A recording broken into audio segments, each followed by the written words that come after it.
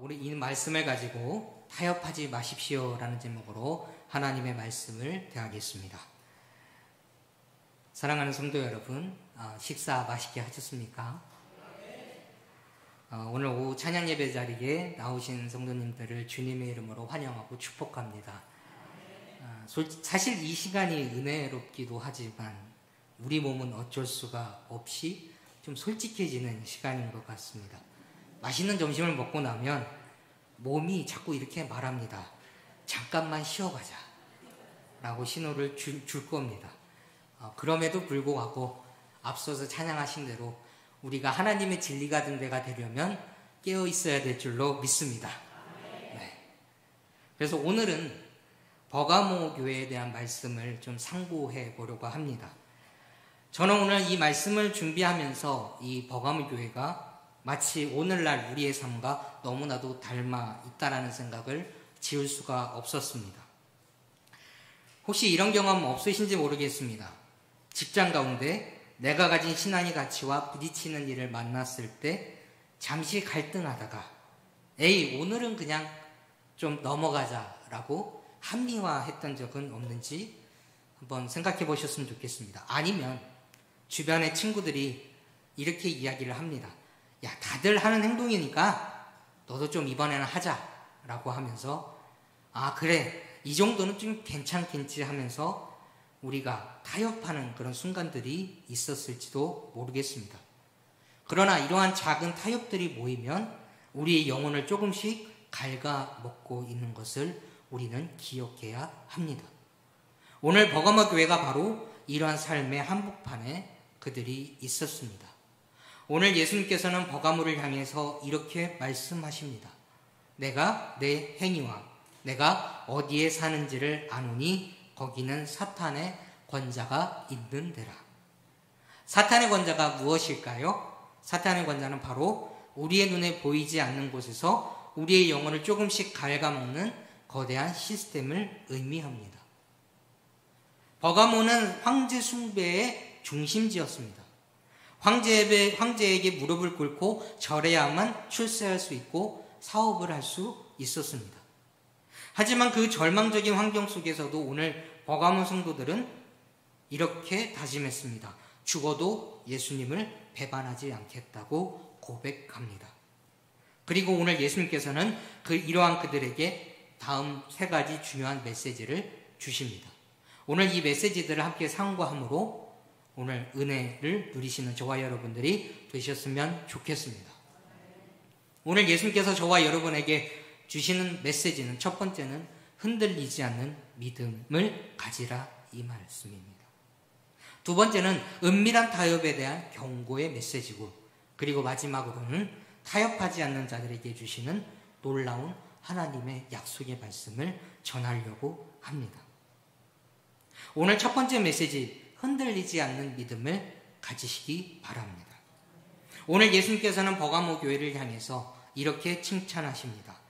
네가 내 이름을 굳게 잡아 내 신앙을 저버리지 아니하였도다. 여기에서 굳게 잡았다라고 하는 것은 무엇을 의미합니까? 당시 로마 사회에서 이 예수님이라는 이름을 끝까지 붙들고 산다라고 하는 것은 목숨을 거는 일이었습니다. 당시 버가모는 로마 황제를 신으로 섬기도록 강요하는 도시였습니다. 그래서 카이사르가 주시다라는 고백을 해야만 비로소 사회생활을 할 수 있고 경제활동을 할 수 있었습니다. 그래서 이 예수님이라는 이름 대신에 카이사르라는 이름을 고백하라는 강요를 끊임없이 받아와야만 했습니다. 그러나 오늘 버가모 성도들은 그 모든 위협 속에서도 끝까지 예수님을 나의 주님으로 고백했습니다. 우리 모두가 이런 은혜 가운데 서있으면 좋겠습니다. 그들의 굳건한 믿음은 순교자 안디바를 통해서 증명되었습니다. 성경에 내 충성된 증인 안디바가 너희 가운데 곧 사탄의 권자가 있는 곳에서 죽임을 당할 때에도 라고 기록되어 있습니다. 안디바는 예수님을 향한 믿음을 지키기 위해서 자신의 목숨을 바쳤습니다. 그의 죽음은 버가모 성도들에게 큰 충격과 두려움을 안겨주었습니다. 또 본보기가 되었습니다. 우리도 저렇게 될 수 있겠구나. 그러나 그들은 흔들리지 않았습니다. 그들은 안디바의 순교를 보면서도 그들에게는 예수 그리스도의 이름이 굳건히 있었습니다. 이 믿음을 예수님께서는 오늘 칭찬하신 겁니다. 거대한 세상의 파도가 몰려와도 목숨이 위태로울지라도 예수님이라는 이름을 놓지 않는 믿음을 예수님은 칭찬하십니다. 우리들에게 이 예수님의 이름이 얼마나 귀하게 여기십니까? 오늘 우리가 기억해야 될 것은 우리가 가진 이 예수님이라는 이 이름이 얼마나 위대한지라는 것입니다. 생각해보면 우리에게도 믿음을 포기하도록 유혹하는 사탄의 권자들이 우리 주변에 너무나도 많습니다. 직장에서 부당한 요구, 학업을 위한 작은 거짓말, 혹은 세상적인 성공을 위해서 적당히 신앙을 포기하라고 하는 유혹들이 넘쳐납니다. 그리고 그 유혹들은 우리들로 하여금 이 정도 타협은 괜찮겠지 하는 마음을 잃게 만듭니다. 세상은 이렇게 얘기합니다. 우리에게 돈이 너희에게 이름이야. 학벌이 너희에게 있어 이름이야. 인맥이 너희에게 있어 이름이야. 성공이 너희에게 있어서 이름이야 라고 끊임없이 속삭입니다. 이러한 순간들마다 우리는 안디바처럼 버가모 교회 성도들처럼 끝까지 예수님의 이름을 굳게 잡아야 되는 줄로 믿습니다. 이런 환경 가운데 있는 저와 여러분들에게 오늘 예수님의 이 말씀을 기억하시기 바랍니다. 내가 어디에 사는지를 아노니. 우리의 힘든 직장, 어려운 가정환경, 고된 학업의 무게를 우리 주님께서 다 아신다라는 말씀입니다. 되게 희망적이지 않습니까? 이런 사탄의 권자가 있는 곳에서도 우리 예수님께서는 내가 어디에 있는지를 안다라고 말씀하십니다. 예수님은 우리가 얼마나 힘든 싸움을 하고 있는지, 어떤 유혹 속에서 고뇌하고 있는지 다 보고 계십니다. 기억하십시오. 그분은 멀리서 판단하시는 분이 아니라 우리와 함께 그 고통의 한복판에 서 계십니다. 하나님께서는 우리에게 원하시는 믿음은 넘어지지 않는 믿음이 아닙니다. 솔직하게 고백하면 우리는 넘어질 수밖에 없는 죄인입니다. 하나님이 원하시는 믿음은 넘어져도 다시 일어나는 믿음을 원하시는 겁니다. 어떤 유혹 속에서도 예수님이라는 이 이름을 끝까지 포기하지 않는 믿음을 오늘 우리에게 요구하시는 겁니다. 오늘날 우리가 사는 세상은 우리에게 끊임없이 질문을 던집니다. 어떻게 해야 우리가 행복할 수 있을까? 그렇지 않으십니까? 어떻게 해야 우리가 인정받을 수 있을까? 어떻게 해야 불안한 미래는 우리가 대비할 수 있을까? 그리고 세상은 이 질문들에 대한 답을 이렇게 내놓고 있습니다. 돈, 성공, 명예, 인맥이라는 답을 제시합니다. 마치 로마 황제가 우리의 삶을 책임져 줄 것처럼 말합니다. 하지만 우리는 이미 그 답이 거짓임을 우리는 경험적으로 알 수 있습니다. 돈을 가지면 행복하십니까? 돈을 얼마나 가지면 우리가 행복할 수 있겠습니까? 성공을 얼마나 해야 우리가 인정받을 수 있겠습니까? 우리가 얼마나 인맥을 가져야 우리가 불안한 미래를 대비할 수 있겠습니까? 이 모든 질문들의 유일하고 진정한 답은 한 가지 답밖에 없습니다. 함께 따라 하실까요? 우리 주 예수 그리스도. 아멘이십니까? 이 질문들의 유일한 답은 예수 그리스도입니다.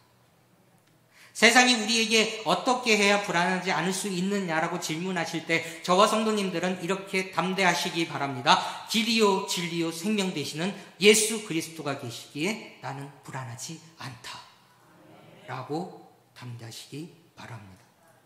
세상이 우리에게 내 인생의 의미가 무엇이냐라고 질문하실 때 이렇게 답하시기 바랍니다. 예수 그리스도가 내 인생의 의미야.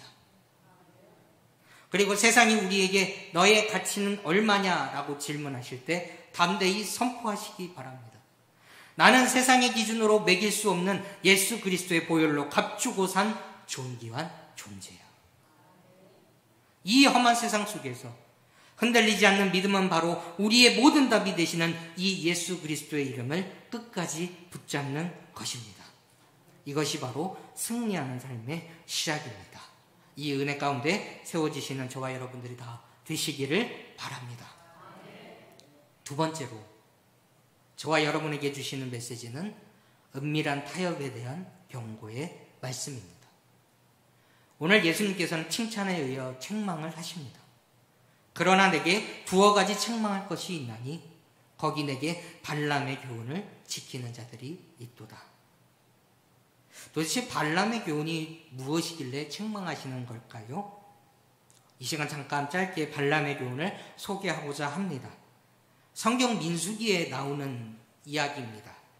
발람은 특별한 능력을 가진 선지자였습니다.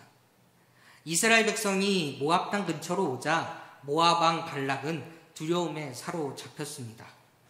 그래서 발락에게 선지자에게 이렇게 유혹합니다. 내가 엄청난 돈을 줄 테니 이스라엘을 저주해달라고 부탁합니다. 그래서 발람은 돈에 대한 욕심에 사로잡혀서 하나님께 가서 이렇게 묻습니다. 하나님, 제가 가서 이스라엘 백성을 저주해도 될까요? 라고 묻습니다. 그때 예수님께서 이렇게 말씀하십니다. 단호하게 가지 마라. 그들은 내가 축복한 백성이다. 그래서 발람은 어쩔 수 없이 왕의 제안을 거절합니다. 하지만 돈에 대한 미련을 버리지 못하고 왕이 더 많은 돈과 높은 지위를 약속을 하자 그는 또다시 하나님께 가도 될까요? 라고 또 묻습니다. 근데 하나님께서는 발람의 탐욕을 아시고 일단은 허락하십니다. 가라. 하지만 내 입에서 나오는 말만 전해야 한다. 그래서 발람은 신이 나서 나귀를 타고 길을 떠납니다. 근데 바로 그때 놀라운 일이 벌어집니다. 하나님께서 길 가운데 칼을 들고 있는 천사를 보내서 발람의 길을 막으십니다. 그런데 놀랍게도 발람은 그 천사를 보지를 못합니다. 오히려 발람의 나귀가 천사를 보고 길을 막아섰습니다. 그러니까 발람이 갑자기 화가 났어요. 그래서 나귀를 3번이나 때립니다. 그러니까 나귀가 사람의 목소리로 이야기를 합니다. 주인님, 제가 무슨 잘못을 했기에 이렇게 저를 때리십니까? 상상이 가십니까? 나귀가 인간의 목소리로 이야기하는 겁니다. 그제서야 발람의 눈이 열려서 천사를 보게 되고 자신의 잘못을 깨닫습니다. 우여곡절 끝에 발람은 발락왕을 만납니다. 그런데 하나님께서는 그의 입을 주관하셔서 저주를 해야 되는데 축복의 말만 터져나왔습니다. 발람은 첫 번째는 하나님이 그러실 수 있을 거야. 그래서 두 번째도 저주를 하려고 입을 열었는데 또 축복의 예언을 합니다. 그리고 세 번째도 저주를 시도했는데 하나님께서는 도리어 축복의 예언을 전하셨습니다. 그래서 겉으로 보면 발람은 하나님의 뜻을 따른 것처럼 보입니다. 그런데 발람의 가장 큰 죄는 바로 다음 행동에 있었습니다. 그는 이스라엘을 직접 저주할 수 없게 되자 발락 왕에게 한 가지 교묘한 꾀를 알려줍니다.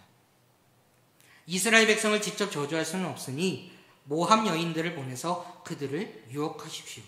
그러면 이스라엘 백성들이 우상에게 절하고 음행에 빠지게 될 것입니다. 그리고 하나님은 그들을 스스로 심판하실 것입니다. 라고 이야기를 합니다. 결국 발람은 돈에 대한 욕심 때문에 하나님의 백성을 넘어뜨릴 간접적인 방법을 알려준 것입니다. 이것이 발람의 교훈입니다. 버가모 교회의 문제가 이것이었습니다. 겉과 속이 다른 신앙이 문제였습니다. 안디바처럼 우리는 죽어도 예수님을 배반하지 않겠다라고 외치면서도 한편의 성도들은 세상과 적당히 타협하면서 이득을 취하고 있었습니다. 이런 겉과 속이 다른 모습 너무나도 익숙하지 않으십니까? 저와 여러분의 모습 아닙니까? 근데 저는 성경 속에서 이러한 모습을 한 가지 또 발견했습니다.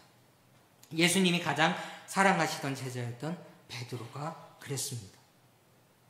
베드로는 예수님이 잡히시기 전 모두 주를 버릴지라도 나는 결코 주를 버리지 않겠습니다 라고 호언장담했던 인물이 베드로였습니다. 그리고 그의 고백은 겉으로 드러난 마치 버가모 교회의 안디바처럼 강하고 충성되이 보였습니다. 하지만 예수님이 잡히시던 날 밤 베드로는 예수님이 신문 받으시는 대제사장의 뜰에 들어갔습니다.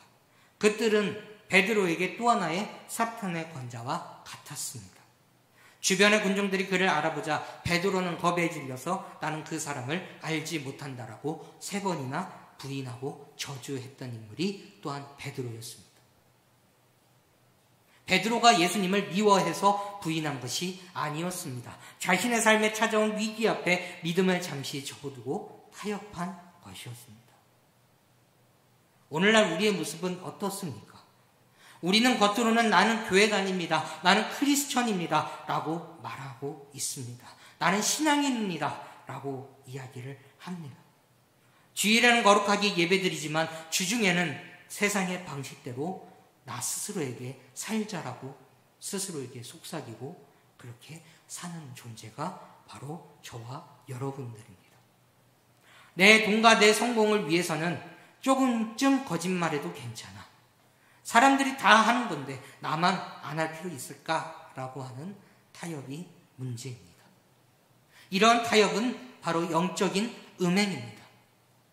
하나님을 믿는다고 하면서도 세상의 우상을 따라가는 것, 적당한 신앙, 회색지대 신앙은 결코 우리 하나님이 원하시는 모습이 아닙니다.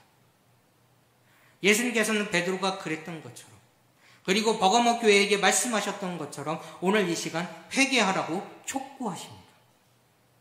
겉과 속이 다른 삶을 버리고 온전히 주님께로 돌아오라고 오늘 말씀하십니다.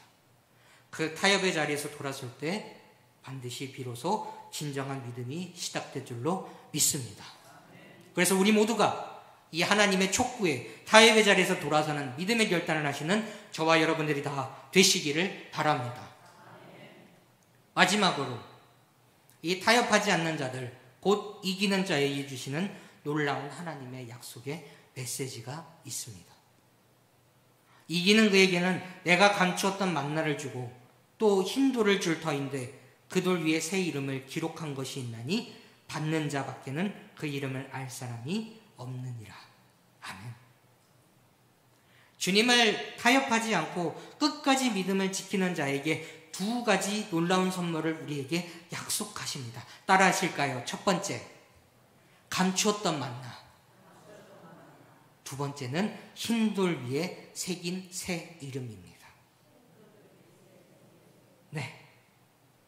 하나님께서는 저와 여러분들에게 2가지 선물을 주십니다. 그 중에 첫 번째 선물, 감추었던 만나를 주십니다. 만나가 무엇이었습니까? 이스라엘 백성이 광야에서 먹었던 그러한 양식이었습니다. 이스라엘 백성이 먹었던 만나는 생존을 위한 하나님의 은혜의 양식이었습니다. 매일 아침 하늘에서 내렸습니다. 그리고 이스라엘 백성들은 그 만나를 먹고 40년을 광야 생활을 버텨냈습니다. 그러나 오늘 예수님께서 말씀하신 이 감추었던 만나는 단순히 생존을 위한 만나가 아닙니다. 감추었다라고 하는 것은 세상이 알 수 없는, 즉 세상이 줄 수 없는 오직 하나님만이 주시는 특별한 은혜의 양식을 의미합니다. 그래서 세상이 주는 만나, 즉 돈, 명예, 성공, 쾌락은 먹어도 갈급합니다. 한번 성공하면 더 큰 성공을 원하고 돈이 있어도 더 많은 돈을 원하게 됩니다. 세상의 것은 채워도 끝없는 허기와 갈증을 남깁니다. 그래서 끊임없이 더 많은 것을 요구하며 우리를 지치게 만듭니다.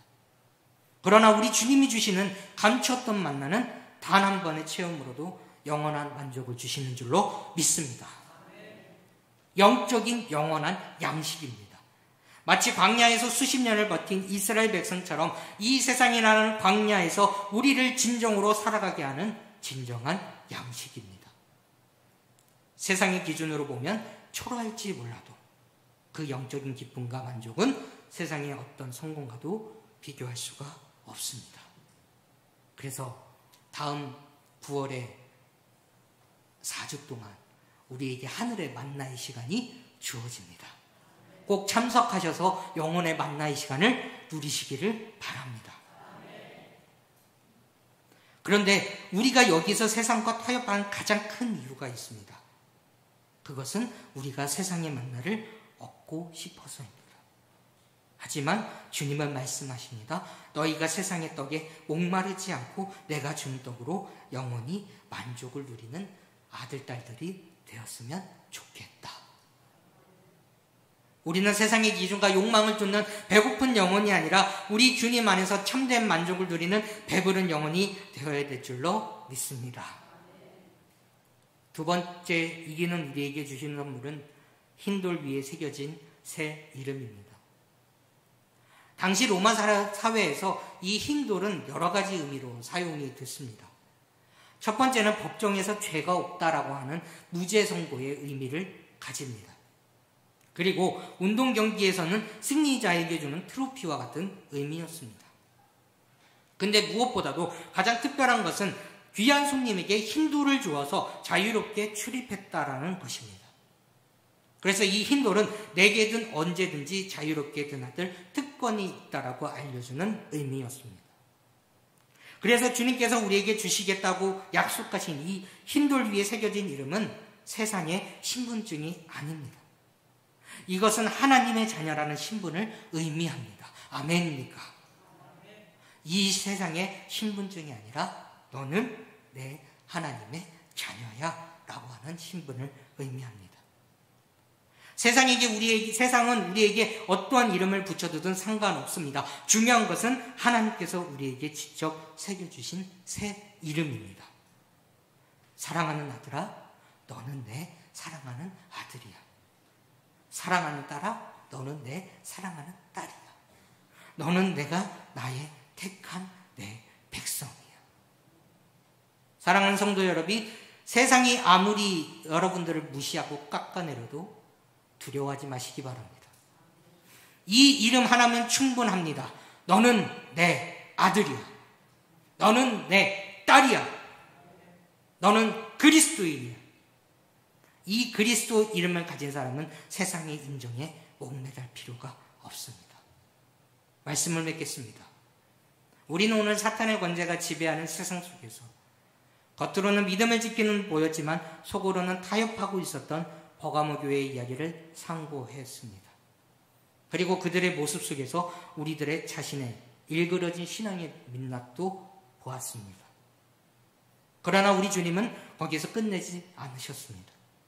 타협하지 않고 끝까지 믿음을 지키라고, 회개하고 나에게로 돌아오라고 촉구하십니다.